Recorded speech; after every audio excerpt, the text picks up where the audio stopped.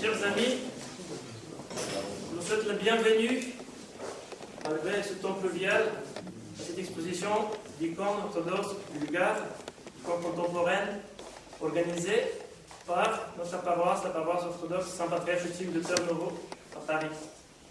Nous allons commencer ce vernissage par deux chants, afin que vous puissiez vous immerger dans l'univers de l'icône. Il s'agit d'un chant du chérubin, 5e ton, dont la particularité était qu'il était chanté par notre actuel patriarche néophyte. Il était si bien chanté par lui qu'il est resté dans la conscience du peuple comme l'hymne du chérubin du néophyte. C'est un hymne du chérubin qui date du XVIIe siècle.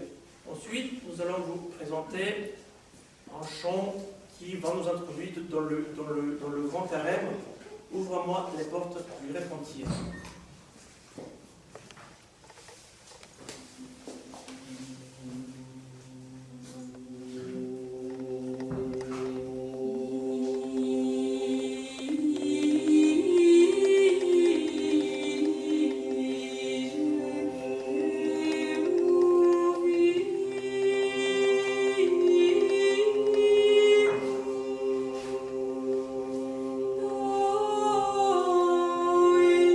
Oh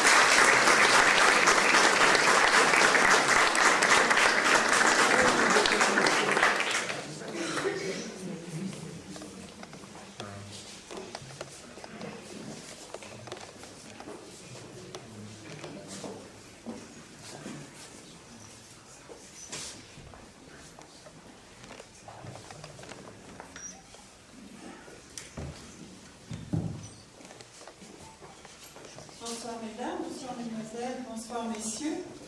Alors d'abord, je voudrais excuser dans un premier temps M. Nicolas de Bourguignon, député maire de la ville de hier. Il est allé prendre quelques jours de repos parce qu'il était assez fatigué. Vous savez, vous le voyez sur les ondes et autres, il court beaucoup et il se déplace pas mal. Et ce qui fait que, bon, de temps en temps, comme beaucoup d'entre nous, on a à un moment donné obligé de se reposer.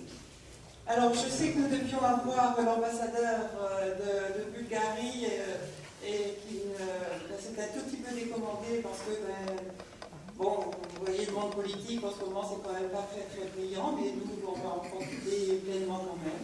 Madame la directrice de l'Institut culturel bulgare à Paris, mesdames et messieurs les représentants de la paroisse Saint-Patriarche Eutonime de Tornapo à Paris, donc vous venez de faire la connaissance du père Yvon, avec madame la commissaire de l'exposition qui est là, qui faisait partie de la chorale, monsieur le porte-parole de l'Assemblée des évêques orthodoxes en France, je ne sais pas s'il est là, messieurs les recteurs des paroisses parisiennes.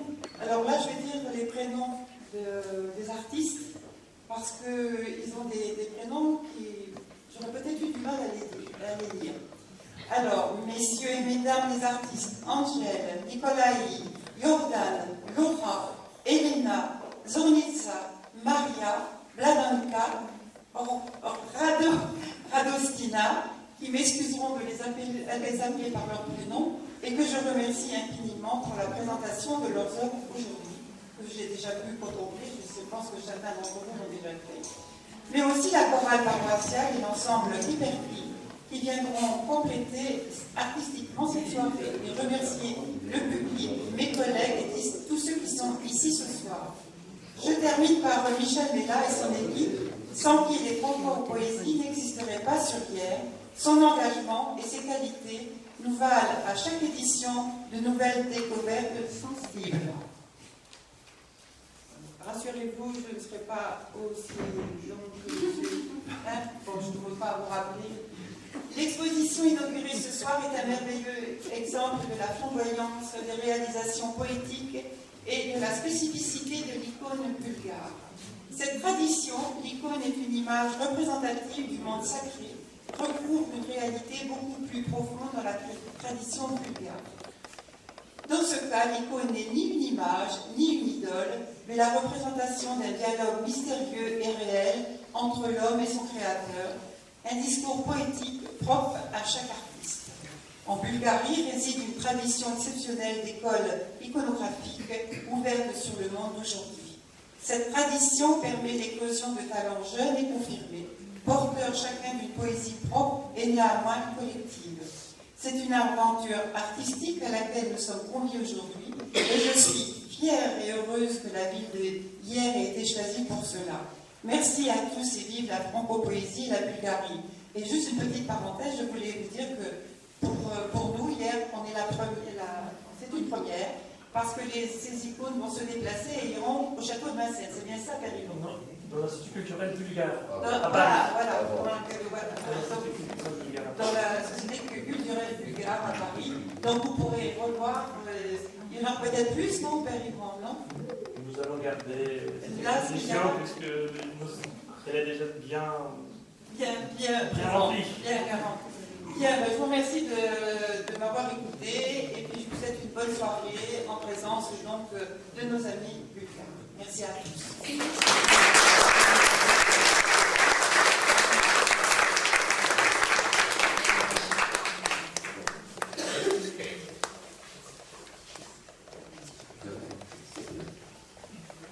André, est-ce que tu peux amener les deux bouquets, s'il te plaît? S'il te plaît. Merci. Bon. Alors, je voudrais tout d'abord vous saluer, vous remercier. On était un petit peu inquiets parce qu'on s'est dit, cette année, les franco-poésies tombent en pleine vacances.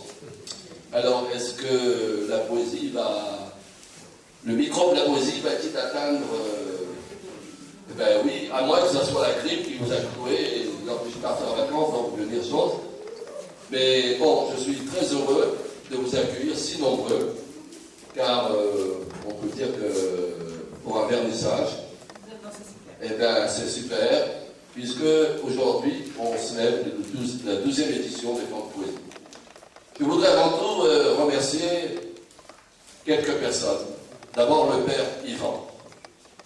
Yvan, prêtre orthodoxe de la paroisse orthodoxe du Gard de Paris, il est un modèle de dévouement, de créativité, de générosité et de disponibilité. Il a accompagné dans cette tâche à son éminente épouse, Elena, commissaire général de l'exposition et iconographe, qui a réalisé ces icônes. Voilà. Et donc demain, vous êtes invités à 16h ici à l'Orangerie, puisqu'ils vous emmèneront faire une promenade vous faire rêver dans le domaine des icônes. C'est une balade dans le jardin des icônes. Et vous savez que les icônes, mais si cette exposition a pu se faire ici, elle n'est pas toute seule, c'est pas réalisé toute seule, il a fallu prendre des contacts. Et c'est grâce à deux personnes. D'abord, Madame Martine Lecontret, secrétaire générale de Montmartre en Europe, qui est ici et qui s'est battue pour que l'on puisse avoir, avant même Paris, au mois d'avril, cette exposition. Et puis Marius Ustavachiel, mon ami Marius, qui est président de l'association de la paroisse Patriarche Sainte-Kim de Tarnavo, orthodoxe de Paris, et qui ce soir est retenu par ses obligations, mais qui toute la semaine est venu, a fait des allers-retours. Alors je voudrais dire à Elena et à Martine toute ma reconnaissance, ma gratitude, et je voudrais je voulais t'offrir ceci en témoignage de notre amitié. Voilà, vous pouvez l'applaudir, parce que c'est quelqu'un de compétent qui travaille pour les relations internationales européennes et pour l'Europe des cultures. Voilà. Déjà, c'est grâce à elle qu'on a eu les Poulbeaux de Montmartre. C'est grâce à elle qu'on a eu la République de Montmartre. Et c'est grâce à elle qu'on a eu dans notre église pour la messe de poète le cœur de l'abbaye de Montmartre. Voilà. Et qui reviendront, parce qu'on a établi des relations durables. Ceux qui me connaissent bien savent que moi, je ne fais jamais rien à moitié. Je suis scout de France. Mon dernier poste, c'était chef de groupe hier, en 97. Donc, on me dit qu'on ne fait rien à moitié. Donc, j'essaie de rien faire à moitié. Et je suis très heureux. Alors, pourquoi les icônes? Je suis passionné par les icônes parce que les icônes, d'abord, c'est un des arts majeurs de la culture bulgare. Le peintre de l'icône, l'iconographe, c'est le peintre de la lumière. On ne crée pas une icône pour faire une représentation ou une image.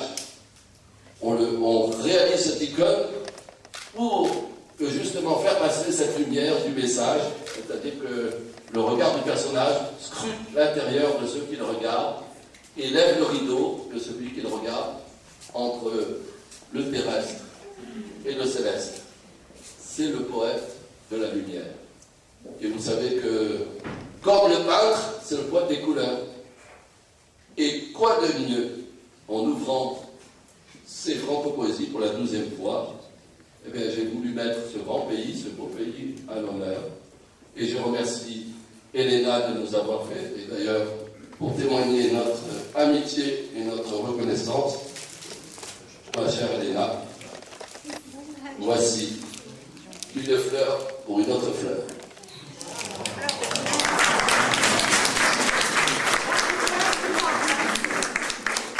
Alors, c'est très important.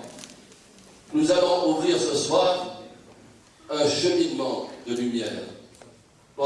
Jusqu'au 24 mars, chaque jour, nous allons cheminer ensemble à la découverte de ce chemin des poètes dont nous célébrons cette année les 10 ans.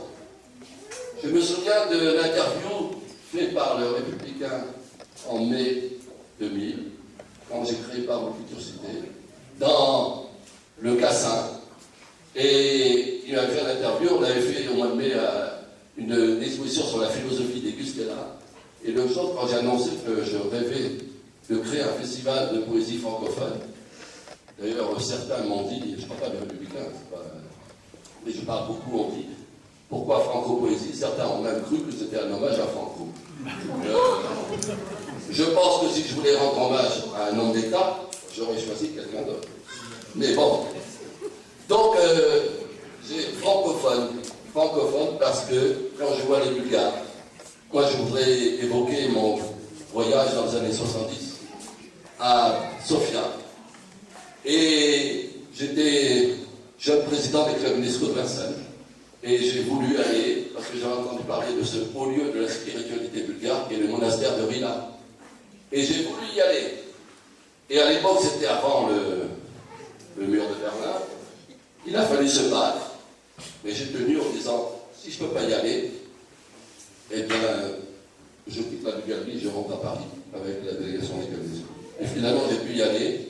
Et j'ai pu, dans ce monastère, eh bien, passer un moment délicieux avec le prieur, qui est un grand monsieur, qui depuis est décédé bien sûr, mais qui est un grand monsieur de la spiritualité.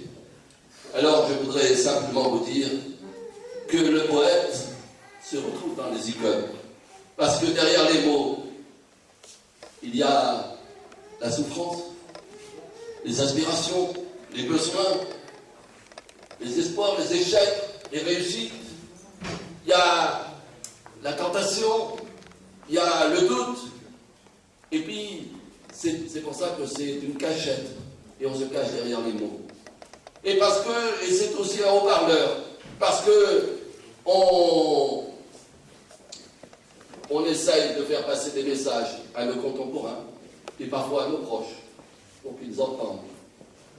Je pense à quelqu'un qui nous a quittés ces dernières heures. Stéphane Hessel.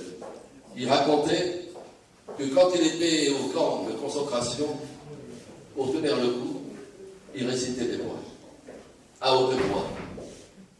Eh bien moi je dis, quand on préfère aux mots creux les mots forts, eh bien on ne peut que gagner en espérance. Et on va faire un truc, et vous allez voir pourquoi. Je vais vous demander de tous ouvrir la main, comme ça.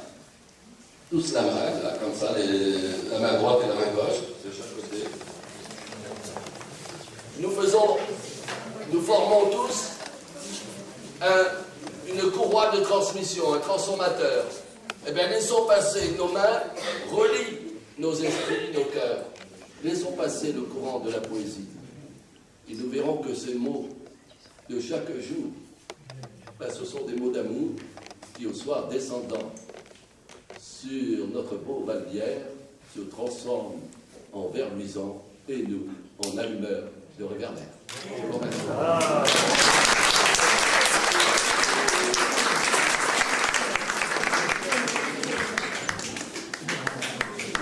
Chers amis, c'est une tâche très difficile de reprendre le discours après de telles paroles.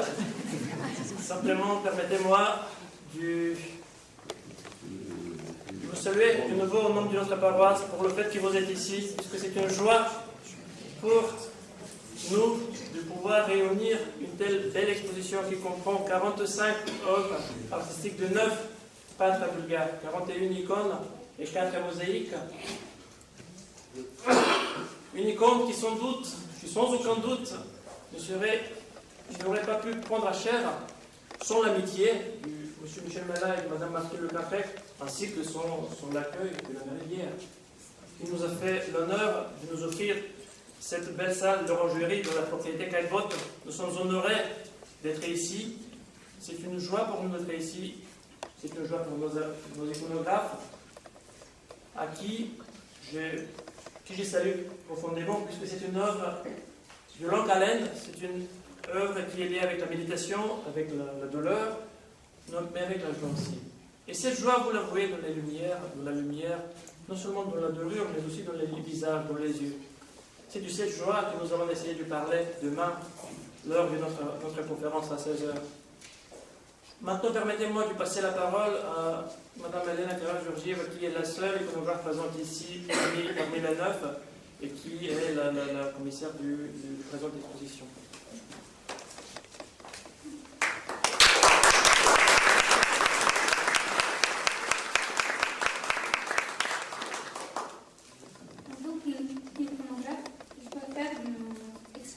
d'or par les couleurs ou par les paroles. En effet, les couleurs peuvent aussi parler. Je vous invite à les écouter, à les méditer, à les regarder, à les découvrir. Je vous propose même que nous faisons cette découverte ensemble demain lors de la conférence de son militant orthodoxe qui commence à 16h. Je vous remercie pour votre attention et à demain. Je voudrais remercier ceux aussi sans qui cette exposition et cette manifestation n'auraient pas lieu, c'est les services municipaux. Parce que le service communication, le service du journal des Hérois, le service des relations publiques, le service du parc et des espaces verts de Hyères, on est en connaissance familiale, si on se connaît depuis 12 ans, c'est toujours un plaisir de travailler avec une équipe dont je salue la compétence, le dévouement et la créativité.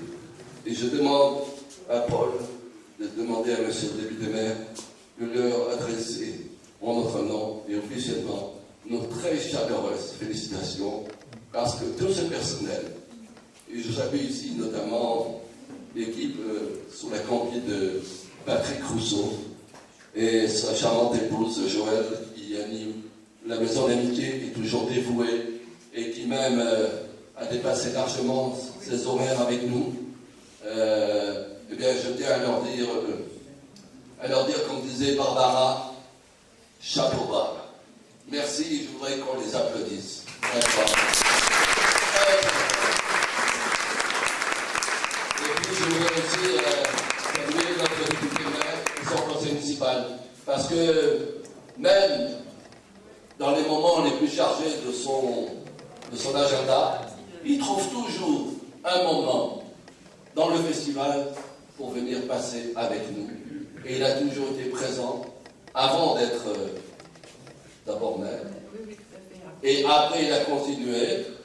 Et puis, maintenant, alors vous savez que je suis très tenace. Il ne manque pas de projet. Je souhaite que le théâtre de Verdure, eh bien, on le crée. Je souhaite que le chemin des poètes continue le long de Hyères pour aller jusqu'à la Vérone-Jarcy en mettant aussi des poèmes des poètes des rois. Hein? Non pas parce que j'ai des poèmes que j'aimerais voir les miens, c'est pour le truc, c'est pas le... Enfin, ça me ferait aussi plaisir, mais je pense qu'il y a des poètes des rois comme Claude Albaret, qui est celui avec moi, et Daniel Pianu, dont je salue la mémoire. Nous avons, vous pouvez l'applaudir, là où elle est, elle nous entend, parce que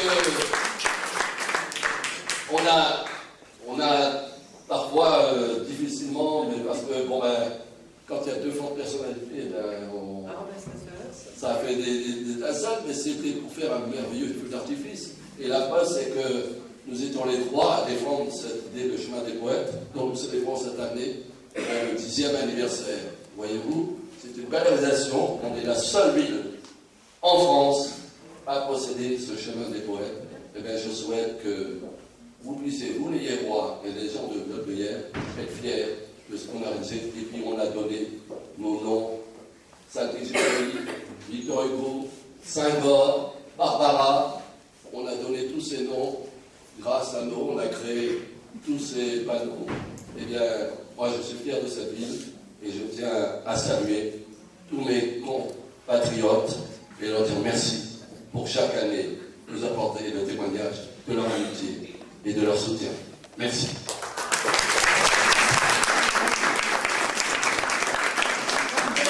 Je vais tout simplement remercier Michel et je transmettrai au personnel de cette municipalité tous ces remerciements, je ne manquerai pas. Effectivement, je vois notre photographe Cédric qui est toujours présent à ce genre de manifestation et Patrick et Joël bien sûr sont toujours présents. Et je vois, j'ai là-bas une petite collègue qui est prête à vous servir l'apéritif. Et ça, c'est quelque chose que je ferai dès lundi. Je ne manquerai pas de le signaler et de remercier au nom de vous tous et de Michel. Et vous, mon père, bien entendu, les remerciements de tous. On peut les applaudir.